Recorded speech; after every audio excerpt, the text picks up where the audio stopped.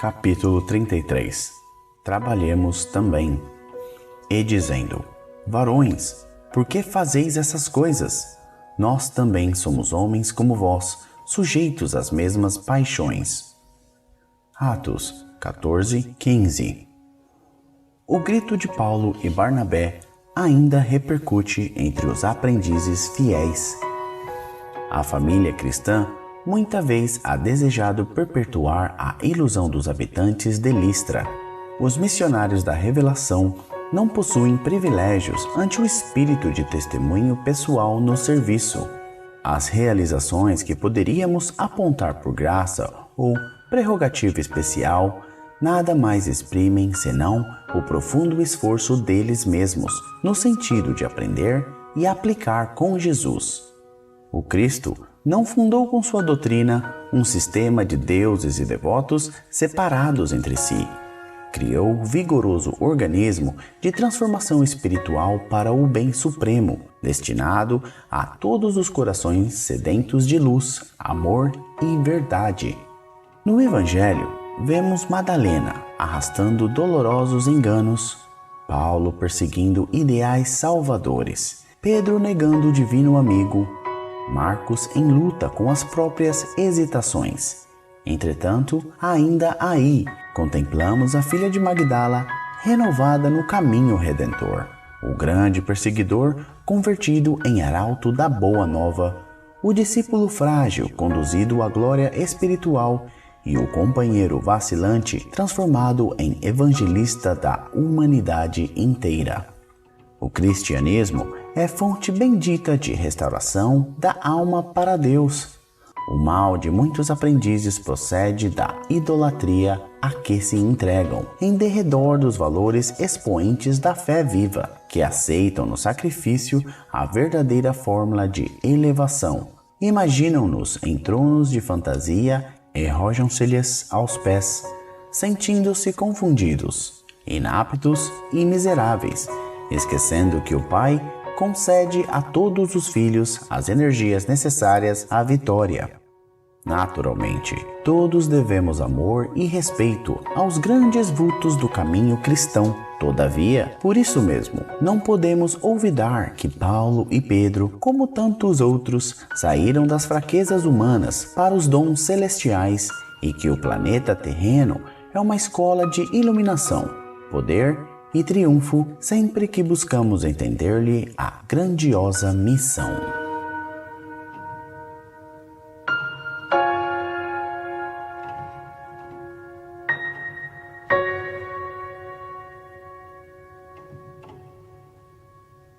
Capítulo 34. Lugar deserto. E ele lhes disse: Vinde vós aqui à parte, a um lugar deserto, e repousai um pouco. Marcos 6:31. A exortação de Jesus aos companheiros reveste-se de singular importância para os discípulos do Evangelho em todos os tempos.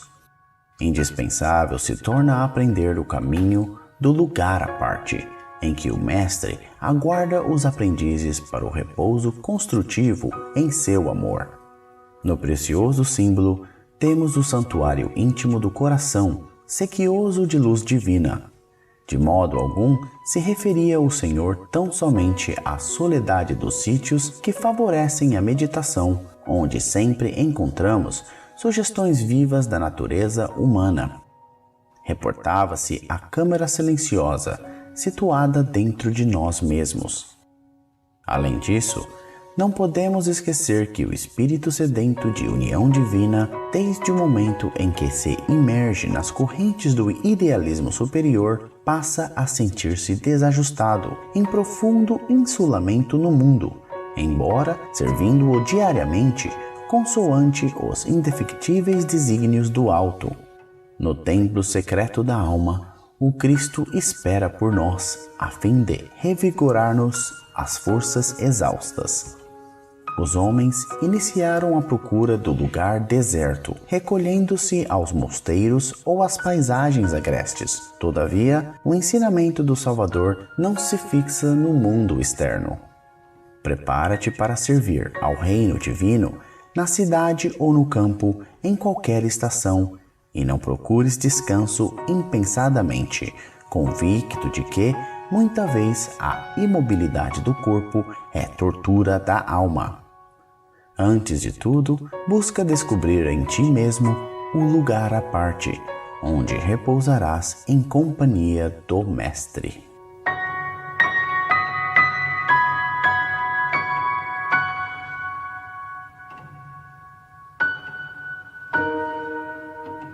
Capítulo 35. O Cristo operante. Porque aquele que operou eficazmente em Pedro para o apostolado da circuncisão, esse operou também em mim, com eficácia para com os gentios.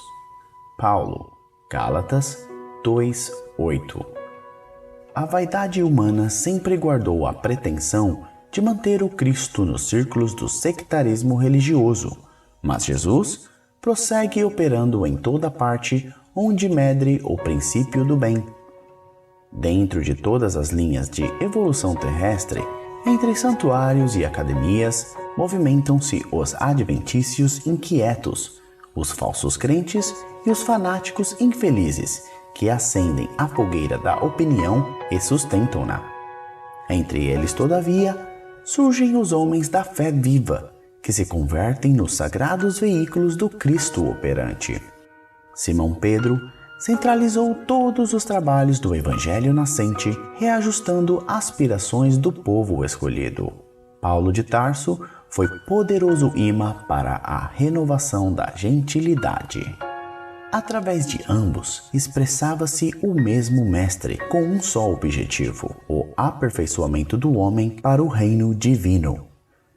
É tempo de reconhecer-se à luz dessas eternas verdades.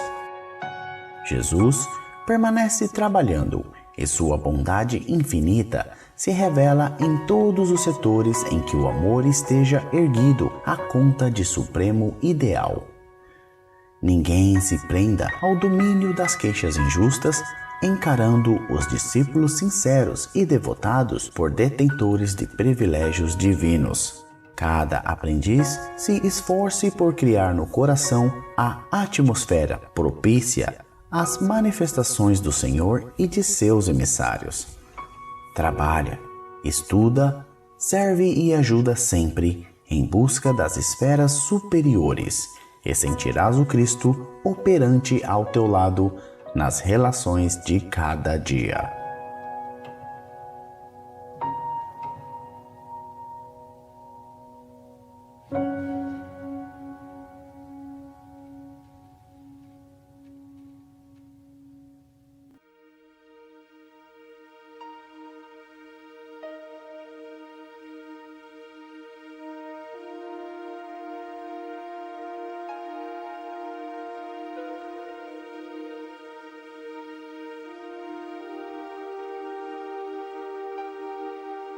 Pão Nosso, um livro da coleção Fonte Viva, narrado pelo Espírito Emmanuel e psicografado por Francisco Cândido Xavier.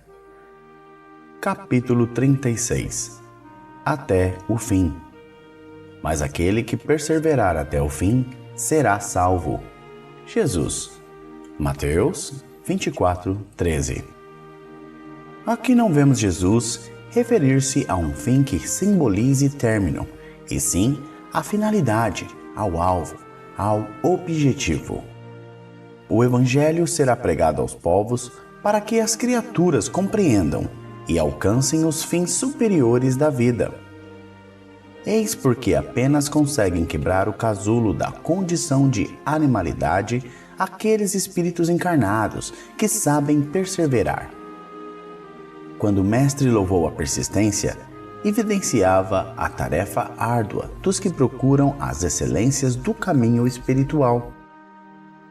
É necessário apagar as falsas noções de favores gratuitos da divindade. Ninguém se furtará impune a percentagem de esforço que lhe cabe na obra de aperfeiçoamento próprio. As portas do céu permanecem abertas, nunca foram cerradas. Todavia, para que o homem se eleve até lá, precisa asas de amor e sabedoria. Para isto, concede o Supremo Senhor extensa cópia do material de misericórdia a todas as criaturas, conferindo, entretanto, a cada um o dever de talhá-las. Semelhante tarefa, porém, demanda enorme esforço. A fim de concluí-la, recruta-se a contribuição dos dias e das existências. Muita gente se desanima e prefere estacionar séculos a fio nos labirintos da inferioridade. Todavia, os bons trabalhadores sabem perseverar até atingirem as finalidades divinas do caminho terrestre, continuando em trajetória sublime para a perfeição.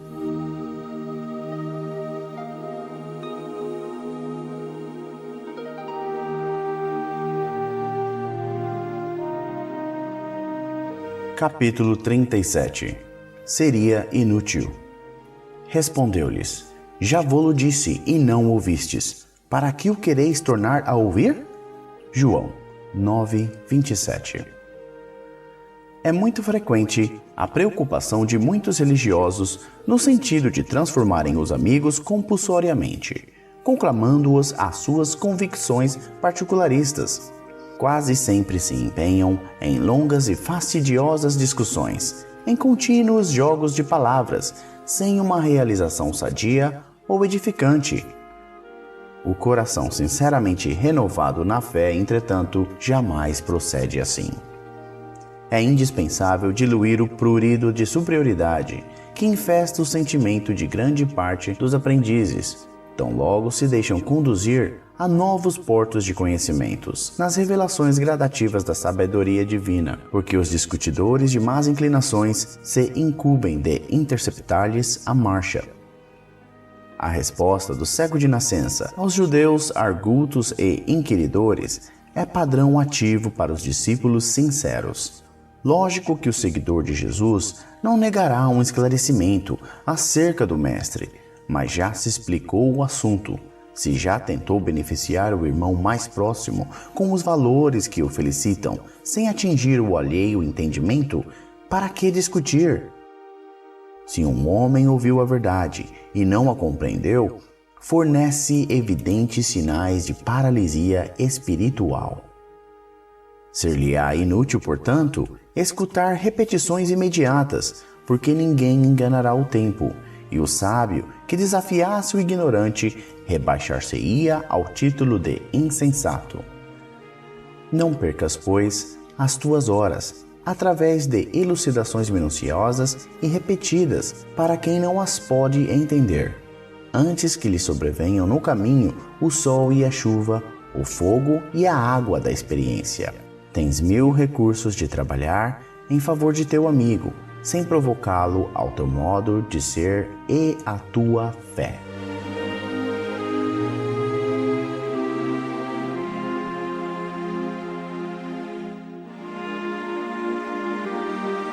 Capítulo 38. Conta particular. Ah, se tu conhecesses também, ao menos neste teu dia, o que à tua paz pertence. Jesus. Lucas 19:42. A exclamação de Jesus junto de Jerusalém aplica-se muito mais ao coração do homem, templo vivo do Senhor, que à cidade de ordem material, destinada à ruína e à desagregação nos setores da experiência. Imaginemos o que seria o mundo se cada criatura conhecesse o que lhe pertence à paz íntima. Em virtude da quase geral desatenção a esse imperativo da vida, é que os homens se empenham em dolorosos atritos, assumindo escabrosos débitos. Atentemos para a assertiva do Mestre, ao menos neste teu dia. Estas palavras convidam-nos a pensar na oportunidade de serviço de que dispomos presentemente e a refletir nos séculos que perdemos. Compelem-nos a meditar quanto ao ensejo de trabalho, sempre aberto aos espíritos diligentes. O homem encarnado dispõe de um tempo glorioso que é provisoriamente dele, que lhe foi proporcionado pelo Altíssimo, em favor de sua própria renovação. Necessário é Que cada um conheça o que lhe toca à tranquilidade individual. Guarde cada homem digna atitude de compreensão dos deveres próprios, e os fantasmas da inquietude estarão afastados. Cuide cada pessoa do que se lhe refira à conta particular, e 2/3 dos problemas sociais do mundo surgirão naturalmente resolvidos. Repara as pequeninas exigências de teu círculo e atende-as em favor de ti mesmo.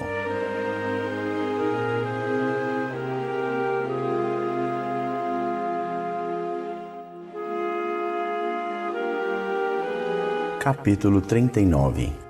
Convite ao bem. Mas quando fores convidado, vai. Jesus. Lucas 14:10. Em todas as épocas, o bem constitui a fonte divina, suscetível de fornecer-nos valores imortais. O homem de reflexão terá observado que todo o período infantil é conjunto de apelo ao sublime manancial. O convite sagrado é repetido anos a fio. Vem através dos amorosos pais humanos, dos mentores escolares, da leitura salutar, do sentimento religioso, dos amigos comuns. Entretanto, raras inteligências atingem a juventude de atenção fixa no chamamento elevado. Quase toda a gente ouve as requisições da natureza inferior, olvidando deveres preciosos. Os apelos, todavia, continuam. Aqui é um livro amigo, revelando a verdade em silêncio. Ali é um companheiro generoso, que insiste em favor das realidades luminosas da vida. A rebeldia, porém, ainda mesmo em plena madureza do homem, costuma rir inconscientemente, passando, todavia, em marcha compulsória na direção dos desencantos naturais que lhe impõem mais equilibrados pensamentos. No Evangelho de Jesus, o convite ao bem reveste-se de claridades eternas. Atendendo-o, poderemos seguir ao encontro de nosso Pai sem hesitações. Se o clarim cristão já te alcançou os ouvidos, aceita-lhe as clarinadas sem vacilar. Não esperes pelo aguilhão da necessidade. Sob a tormenta, é cada vez mais difícil a visão do porto. A maioria dos nossos irmãos na terra caminha para Deus, sob o ultimato das dores, mas não aguardes pelo açoite de sombras, quando podes seguir calmamente pelas estradas claras do amor.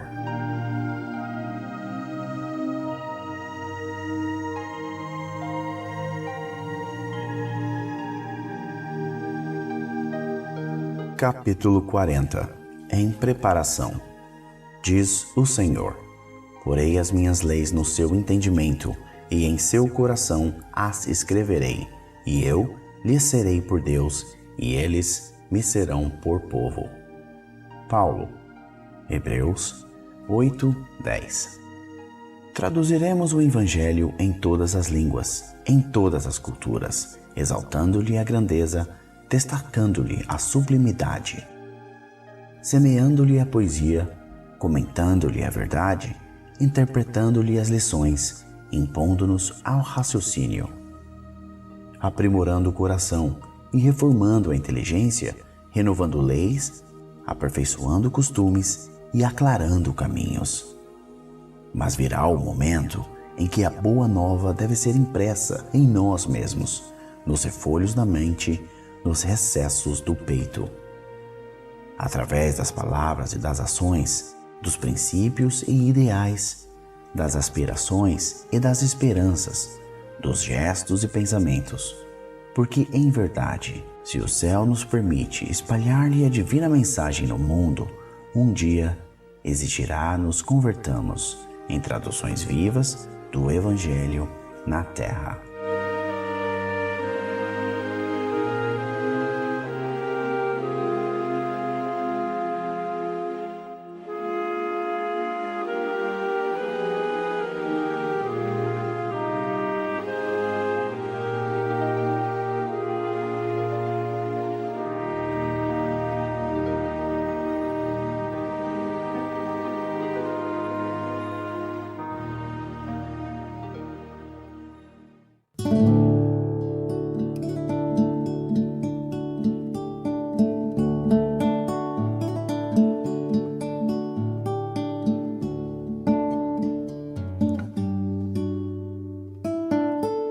Pão Nosso, um livro da coleção Fonte Viva, narrado pelo Espírito Emmanuel e psicografado por Francisco Cândido Xavier.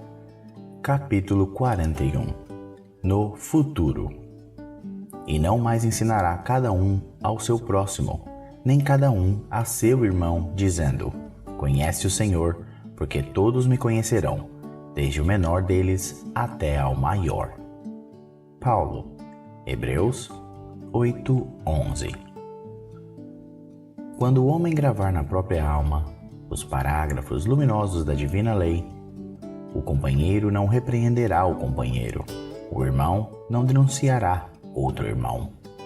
O cárcere cerrará suas portas, os tribunais quedarão em silêncio. Canhões serão convertidos em arados, homens de arma volverão a sementeira do solo. O ódio será expulso do mundo, as baionetas repousarão. As máquinas não vomitarão chamas para o incêndio e para a morte, mas cuidarão pacificamente do progresso planetário. A justiça será ultrapassada pelo amor.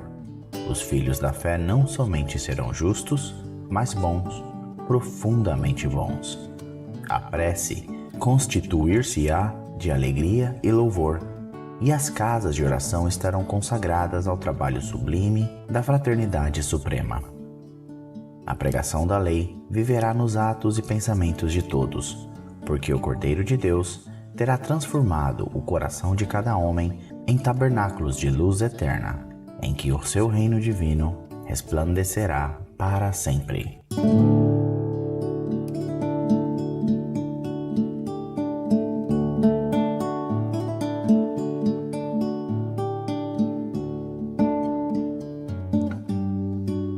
Capítulo 42. Sempre vivos. Ora, Deus não é de mortos, mas sim de vivos. Por isso vós errais muito. Jesus, Marcos 12:27. Considerando as convenções estabelecidas em nosso trato com os amigos encarnados, de quando em quando nos referimos à vida espiritual, utilizando a palavra morte, nessa ou naquela sentença de conversação usual. No entanto, é imprescindível entendê-la não por cessação, e sim por atividade transformadora da vida. Espiritualmente falando, apenas conhecemos um gênero temível de morte, o da consciência denegrida no mal, torturada de remorso ou paralítica nos despenhadeiros que marginam a estrada da insensatez e do crime. É chegada a época de reconhecermos que todos somos vivos na criação eterna. Em virtude de tardar semelhante conhecimento nos homens, é que se verificam grandes erros. Em razão disso, a Igreja Católica Romana criou em sua teologia um céu e um inferno artificiais. Diversas coletividades das organizações evangélicas protestantes apegam-se à letra, crentes de que o corpo, vestimenta material do espírito, ressurgirá um dia dos sepulcros, violando os princípios da natureza. E inúmeros espiritistas nos têm como fantasmas de laboratório ou formas esvoaçantes, vagas e aéreas, errando indefinidamente. Quem passa pela sepultura prossegue trabalhando, e aqui, quanto aí, só existe desordem para o desordeiro. Na crosta da terra ou além de seus círculos, permanecemos vivos invariavelmente. Não te esqueças, pois, de que os desencarnados não são magos, nem adivinhos. São irmãos que continuam na luta de aprimoramento. Encontramos a morte tão somente nos caminhos do mal, onde as sombras impedem a visão gloriosa da vida. Guardemos a lição do Evangelho e jamais esqueçamos que nosso Pai é Deus dos vivos e imortais.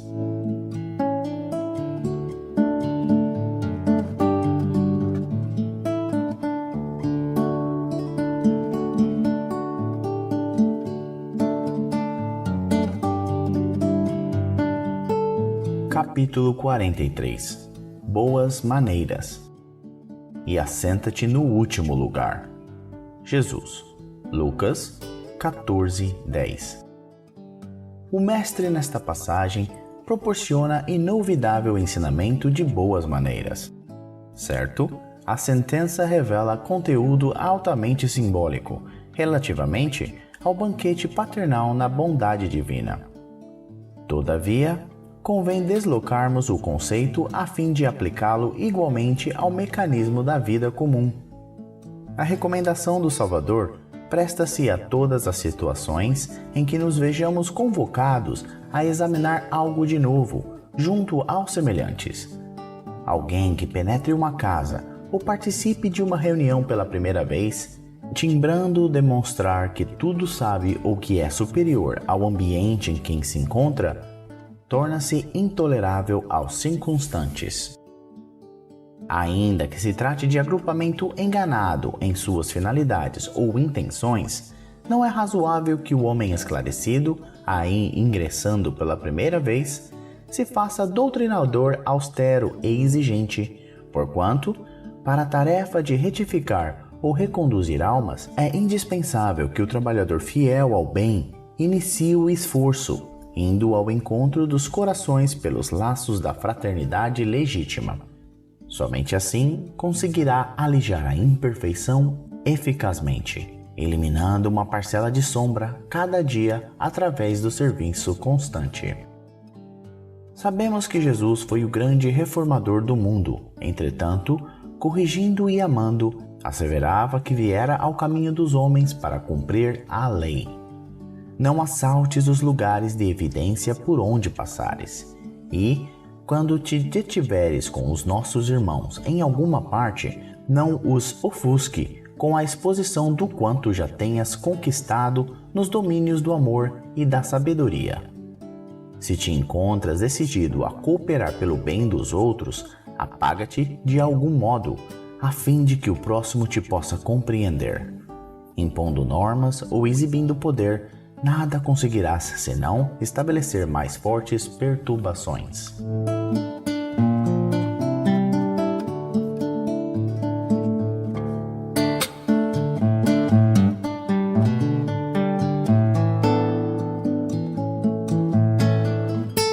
Capítulo 44. Curas. E curai os enfermos que nela houver, e dizei-lhes: é chegado a vós o reino de Deus. Jesus, Lucas 10, 9. Realmente, Jesus curou muitos enfermos e recomendou-os de modo especial aos discípulos. Todavia, o médico celestial não se esqueceu de requisitar ao reino divino quando se restauram nas deficiências humanas. Não nos interessa apenas a regeneração do veículo em que nos expressamos, mas acima de tudo, o corretivo espiritual. Que o homem comum se liberte da enfermidade, mas é imprescindível que entenda o valor da saúde. Existe, porém, tanta dificuldade para compreendermos a lição oculta da moléstia no corpo, quanto se verifica em assimilarmos o apelo ao trabalho santificante que nos é endereçado pelo equilíbrio orgânico. Permitiria o Senhor a constituição da harmonia celular apenas para que a vontade viciada viesse golpeá-la e quebrá-la em detrimento do espírito? O enfermo pretenderá o reajustamento das energias vitais. Entretanto, cabe-lhe conhecer a prudência e o valor dos elementos colocados à sua disposição na experiência edificante da terra. Há criaturas doentes que lastimam a retenção no leito e choram aflitas, não porque desejam renovar concepções acerca dos sagrados fundamentos da vida, mas por se sentirem impossibilitadas de prolongar os próprios desatinos. É sempre útil curar os enfermos, quando haja permissão de ordem superior para isso. Contudo, em face de semelhante concessão do Altíssimo, é razoável que o interessado na bênção reconsidere as questões que lhe dizem respeito, compreendendo que raiou para o seu espírito um novo dia no caminho redentor.